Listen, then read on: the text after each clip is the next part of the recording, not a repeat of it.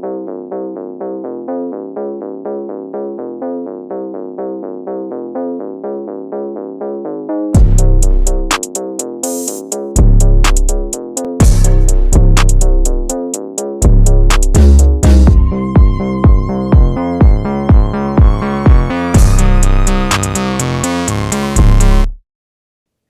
going on, everyone? PSR here. Welcome back to another episode of Print, Shoot, Repeat. If you are not into me talking, then you can leave, because it's going to be me talking about my experience at the 2021 Epic Shoot by Big Daddy Unlimited. If for some reason, like I said, you don't want to hear me talk, don't want to hear me talk about some of my favorite guns that I got to shoot and how exciting it was and showing you some slow motion footage of them, then you can say goodbye and we'll see you in another episode. But if you want to stay and listen to my opinion on some of the guns I shot, then come right in. Come on in, have yourself a seat, get yourself a warm cup of Joe or whatever you like to drink, Monster Energy if you're a Kyle, anything you want. So, before we get started though, I got to thank KAK Industry. As you know, KAK has jumped on board as the exclusive channel sponsor for this channel, Print, Shoot, Repeat. So thank you, KAK. If you didn't already know KAK, they are the exclusive distributor of the Shockwave Blade, blah, blah, blah, the Shockwave Blade, the Shockwave Blade pistol stabilizer. So thank you, KAK. All right, let's get into it. So what is the BDU Epic Shoot? It's basically like a trade show, networking event for influencers and manufacturers, brands, companies, to be able to network with each other. Similar to kind of like SHOT Show, but not quite so trade showy, more just having fun at the range shooting guns. So first of all, I want to thank Big Daddy Unlimited for inviting me and having me be a part of this. I'm not that experienced of a shooter. I've been shooting for a few years, but not anything serious, and I've never shot anything suppressed, and I've never shot anything full auto prior to this event. And I definitely popped my cherry. But before we get into the full auto stuff, I told you guys I was going to go down here and I wanted to see what your questions were. Some of you asked about parts kits. So one of the things I wanted to do was ask all these manufacturers about parts kits. I wanted to see which ones were open to dropping parts kits for the 3D printing community. Because as you know, we like to print the frame, the serialized part, and parts kits are how we make that happen, and so I had to ask. So, first guys I asked were Rock Island Armory, because I know the 3011, designed by Ivan the Troll, just dropped on the catalog, and I had to see if they were at all interested in providing parts kits out there just to sell. And they seemed pretty into it. They gave me their card and their email. I showed them a video of Ivan shooting the 3011, and they were quite intrigued. They were like, oh my god, look at this. So they all kind of huddled around my phone and we watched the video.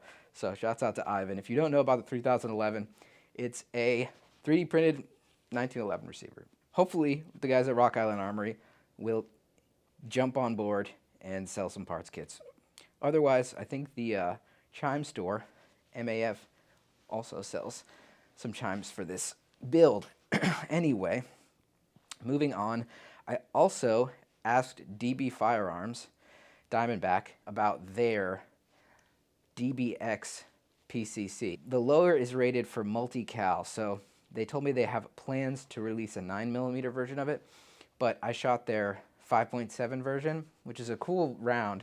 It's kind of expensive. The FN57 and Ruger 57 are the only handguns that shoot that round. They built this PCC that shoots 5.7, and they built it around Pro Mags, which I know you probably are wondering what the hell. Pro Mags kind of suck. No dig on Pro Mags. I've had Pro Mags at work, but they designed the receiver around the Pro Mag, and they said that the Pro Mags actually work better than the FN57 mags, which is kind of funny. But I got to shoot that thing, and that thing's pretty sweet. They showed me the barrel, and it's a nifty little PCC, a little bit more punch, a little bit more velocity than any kind of normal pistol round with that 5.7. You know, it's a necked cartridge. Because I was curious, I didn't know that much about this firearm, and I thought maybe the upper was the serialized part, but no, the lower is a serialized part. So I told them, if you guys release parts kits for this gun, we will come as the 3D printing community. I think it would be sweet to 3D print a lower for this gun. And I told them, hey, you drop the parts kits, man, I swear we will jump on it and design a lower. The community is super into it. So they seem pretty intrigued about it. I don't know if they're releasing parts kits yet. And I also said, you know, keep me posted on the 9mm version, because we'd all love some cheap 9mm and a different upper. Thought it was a pretty cool gun. I don't necessarily love the way that 5.7 mag looks. You know, with a curved 9mm mag out of it, it would look pretty cool. I bet they're going to do Glock mags. Anyway, moving on. I also asked Springfield about parts kits, and I know Ivan the Troll has been trolling Springfield, at least just knocking on their door on Twitter, saying, hey, please release the high power parts kits. Unfortunately, they said no. They're not going to plan on doing any parts kits. So Springfield, that sucks. But, oh well. And anyone else that I asked about parts kits, I asked Glock about parts kits. They said, no, they have a really tight relationship with all their distributors, as in like the FFLs and the big distributors of their products of Glocks, so they don't really have any plans to... They said that would be kind of screwing them over if they just release parts kits, but I mean, it's Glock. We could all eat there, both the printing guys and the non-printing guys and gals. So, I don't know, a typical kind of Glock answer. So I wanted to go into some guns that I was interested in, some guns that kind of took me by surprise, some guns that I shot and my thoughts on them. One of the guns that surprised me the most, that I didn't really expect would get me so excited, was the Rock Island Armory STK 100. And I know this has gotten some kind of mixed reviews online. It's a aluminum framed Gen 3 Glock, essentially. For the most part, the parts are interchangeable. I know the slides might be, but it's basically an aluminum framed Glock made by Rock Island Armory.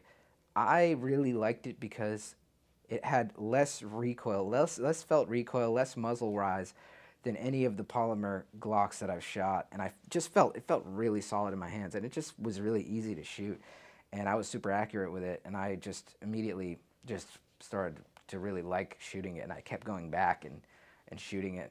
And so that's a gun that I definitely want to look out for, and eventually maybe I'll purchase. So moving on, another gun that surprised me was the FK Burno PSD and field pistol. They're both two different guns.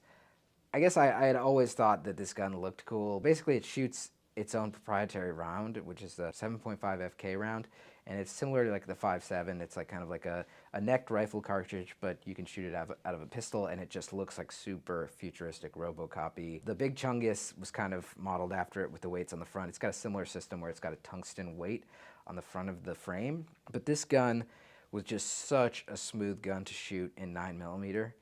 It was just buttery smooth to shoot, and I'll show you some footage of it right now, but I really loved it. The polymer frame gun is still like a pretty expensive gun. I think it's $1,500 or $1,500 to $2,000, but you can swap the barrels and you can shoot that really expensive 7.5 round, but you can also shoot 9mm out of it, which I think is really cool. Yeah, the felt recoil on the 7.5 is definitely serious, and you can feel that concussion when you're standing next to someone shooting it. It's coming out at around 2,000 feet per second, so it's cooking. But that gun really surprised me, and it just really made me want one bad. So thanks to the guys at FK Burno for letting me shoot that one.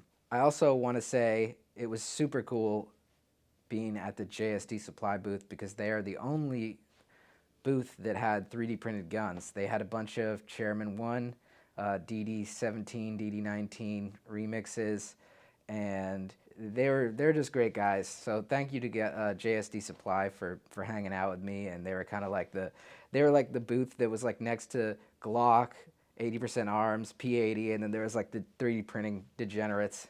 They were the homies. They let me stash my bag under their table and stuff. So you guys know who you are. Thanks to JSD Supply, and Putain Clem's there. So that was tight. The best part of this event for me was being able to shoot guns that I had only dreamt of shooting before. I got to go to the H&K booth and shoot the SP5, both the classic stock version and the retractable stock version, SPRs, and that was sweet. I know you can't fully enjoy the delayed blowback unless you're shooting at full auto, but it was still such a joy to shoot, and I was just so surprised at how minimal that felt recoil was. And there's I think it was a dead air suppressor on the front of one of them, and that was, whew, I think that was on an AP5 from Century Arms, actually. So Century Arms also had their MP5 clone, the AP5, which I shot, and that was a lot of fun too. So just those delayed blowback guns are just a blast. I realized I had never shot a delayed blowback MP5 clone or anything H&K before, and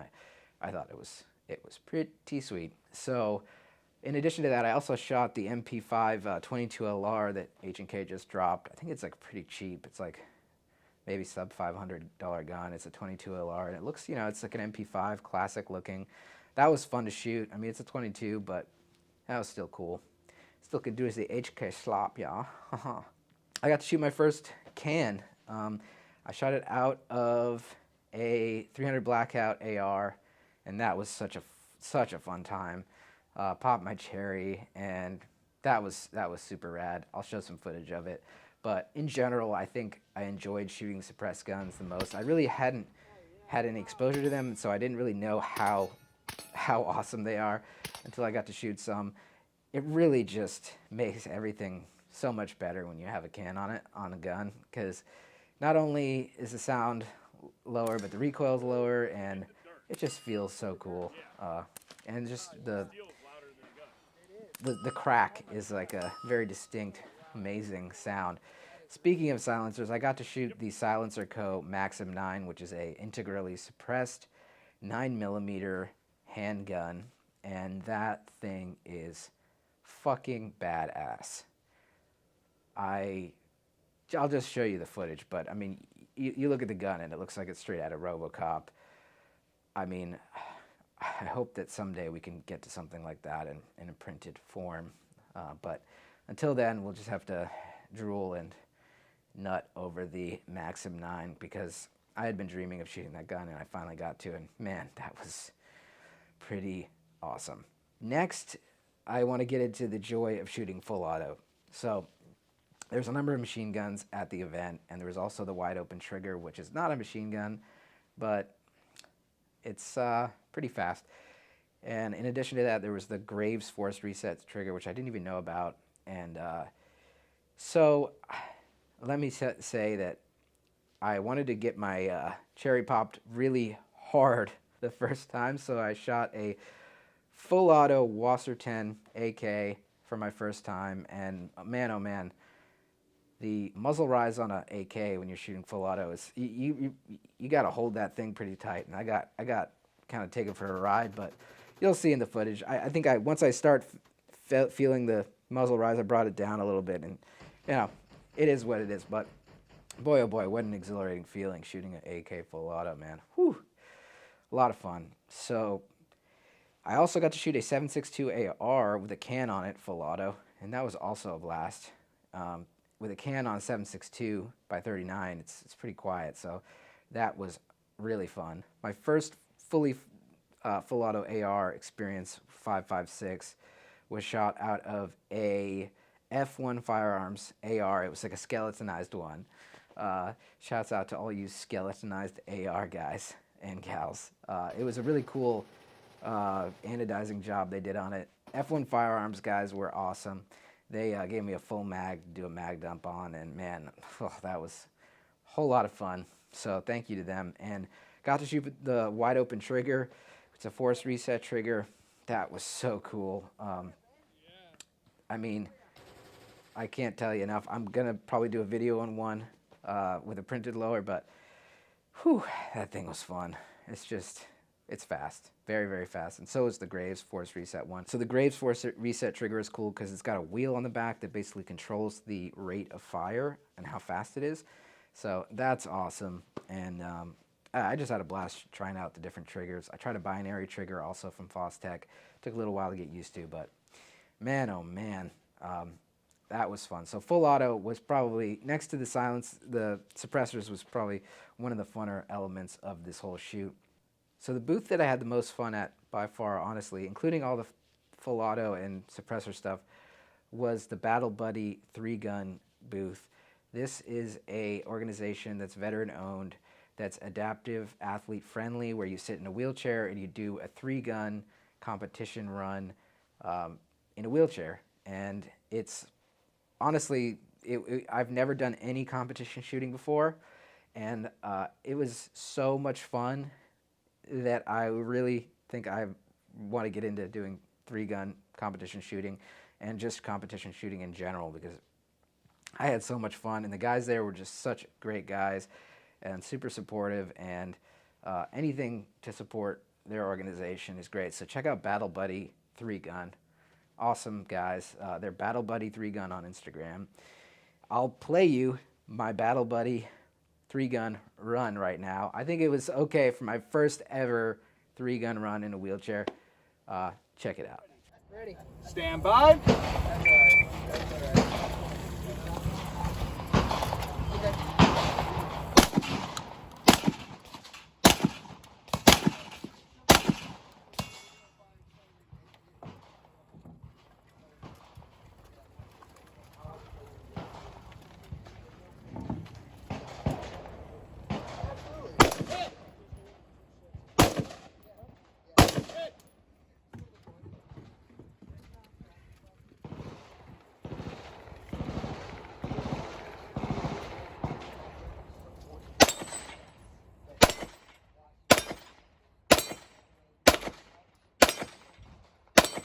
Good shooting. All right, unload, show clear.